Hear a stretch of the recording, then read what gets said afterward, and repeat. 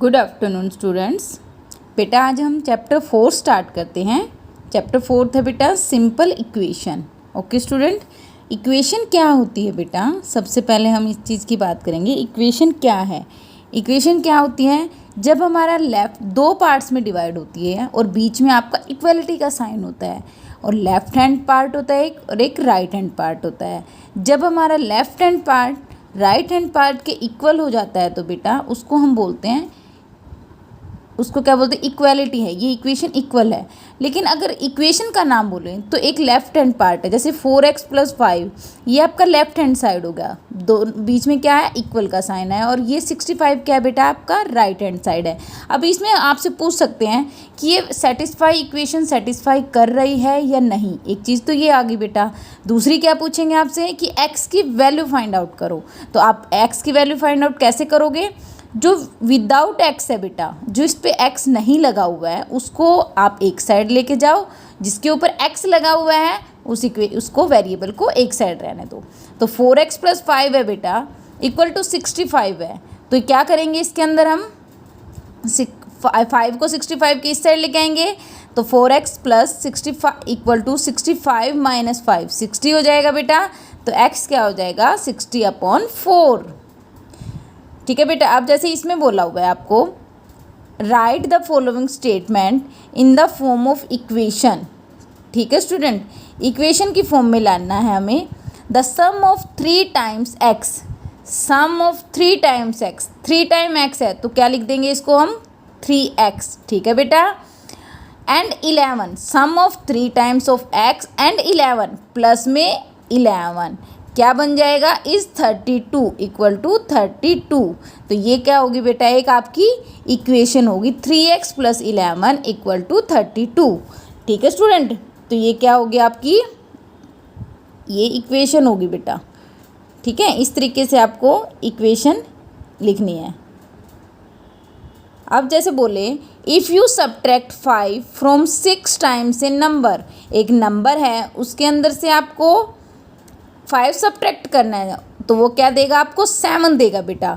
तो आप क्या लिखोगे? एक नंबर, कोई भी नंबर मान लो, आप x मान लो। तो 6 टाइम्स x, 6 टाइम में से उस नंबर को आपको सब्ट्रैक्ट करना है। कौन सा नंबर है? 5। और क्या देगा वो आपको? 7। ये बोला हुआ है ना इसी तरीके से। तो आपको इस तरीके से ये लिखना है बेटा। ओके स्टूडेंट, ठीक है बेटा। अब हम बात करते हैं इक्वेशन के क्वेश्चन पे। Convert the following equation in statement form. Statement की फॉर्म में बोल रहे हैं इसी इक्वेशन को, तो कैसे कर दोगे आप? x - 5 equal to 9। तो आपको क्या लिखना है? आपको क्या लिखना है बेटा? The number x is 5 more than 9। ठीक है, the number x is greater than by 5 than 9। इसको ऐसे भी लिख सकते हैं। और कैसे लिख सकते हो आप इसको? A number x subtract 5 from x is 9, subtract 5 from x is 9। आप इसको ऐसे लिख सकते हैं बेटा। ठीक है, अब एक्सरसाइज पे चलते हैं बच्चे हम। जैसे कि बता रखा है एक्सरसाइज 4.1 में फर्स्ट क्वेश्चन देखो बेटा। Complete the last column of the table. आपको ये टेबल दे रखी है बेटा, आपको इक्वेशन दे रखी है x + 3 इक्वल टू 0। ठीक है, ये इक्वेशन है। x इक्वल टू 3 दे रखा है, तो क्या x इक्वल टू 3 ठीक है बेटा? आपको ये बताना है कैसे ठीक है। x की वैल्यू अगर हम 3 पुट करें तो 3 + 3 ये क्या आएगा बेटा? 3 + 3 ये तो 6 आ गया, 0 तो नहीं हुआ। तो ये इक्वेशन आपकी सेटिस्फाई नहीं करेगी ना, तो ये आपका गलत हो गया। तो आप क्या लिखोगे इसको?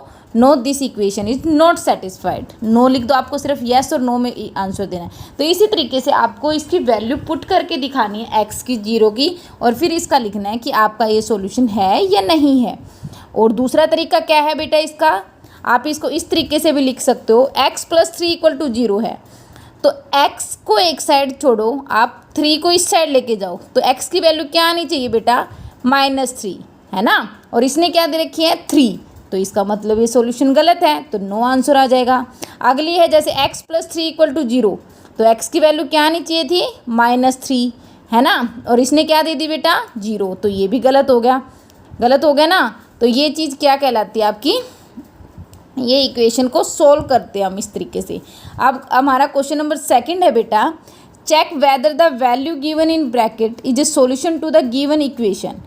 जो वैल्यू ब्रैकेट में दे रखी है बेटा वो आपका सॉल्यूशन बता रखा है इसका, तो आपको सोल्व करके दिखाना है कि ये इक्वेशन आपकी ठीक है या नहीं, ये सॉल्यूशन आपका है या नहीं है। जैसे दे रखा है इसने n+5 = 19, क्या दे रखा है बेटा, n+5 = 19 और n की क्या वैल्यू दे रखी है बच्चे, 1। तो आप 1 पुट करो, 1+5 = 19 है ये 6 नॉट इक्वल टू है 19 की। ठीक है स्टूडेंट, तो आपका ये इक्वेशन नहीं है, तो आपको ये चीज़ बतानी है बच्चे। ये पूरा क्वेश्चन सेकंड ऐसे ही करोगे। Question number 3, solve the following equation by trial and error method. ठीक है, एरर और ट्रायल मेथड से सोल्व करना है कि आपको वैल्यू पुट करके दिखानी है। जैसे हिट एंड ट्रायल मेथड होता है कि आप कौन कौन सी वैल्यू ले सकते हो। जैसे 5p + 2 = 17 है बेटा।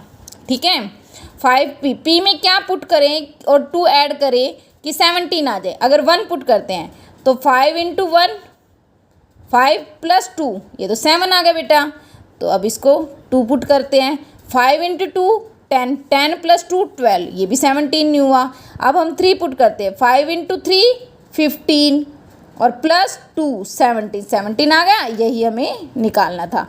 ये हिट एंड ट्रायल मेथड होता है, तो आप इसमें 1 2 3 4 कुछ भी पुट कर सकते हैं, कोई भी वैल्यू। ओके स्टूडेंट, फिर आपके क्वेश्चन नंबर 4 है बेटा, write equation of the following statement, the sum of the number of x and 4 is 9।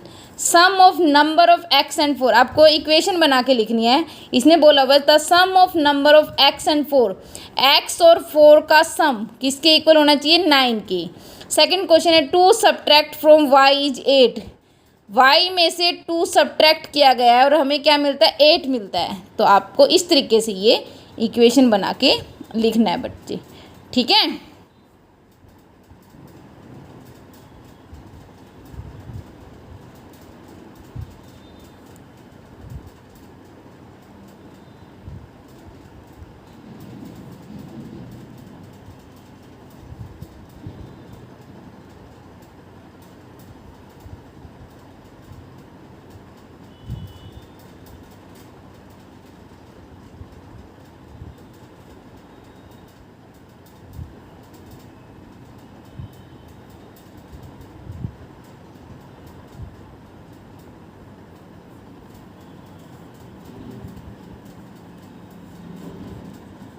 फिर आती है बात बेटा क्वेश्चन नंबर 5 की, if p = 4 p + 4 = 15, write the following statement. Statement form में लिखना है।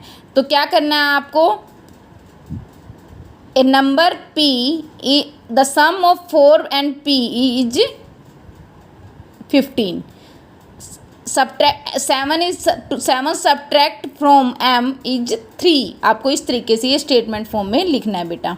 ठीक है बच्चे, इसी तरीके से क्वेश्चन नंबर 6 है, सेटअप एन इक्वेशन। इक्वेशन बनानी आपको इसकी हेल्प से। ये कह रहा है Irfan say that he has 7 marble more than 5 times the marble Parmeet has. Irfan has 37 marble. ठीक है, नंबर ऑफ परमीत मार्बल ले लो, x है बेटा। ठीक है, तो आपके क्या इसने इरफान से दैट, इरफान ने कहा उसके पास 7 मार्बल ज़्यादा हैं 5 टाइम्स ऑफ p से। p के पास m है तो बेटा तो कितना होगा ये, 5 टाइम्स m 5m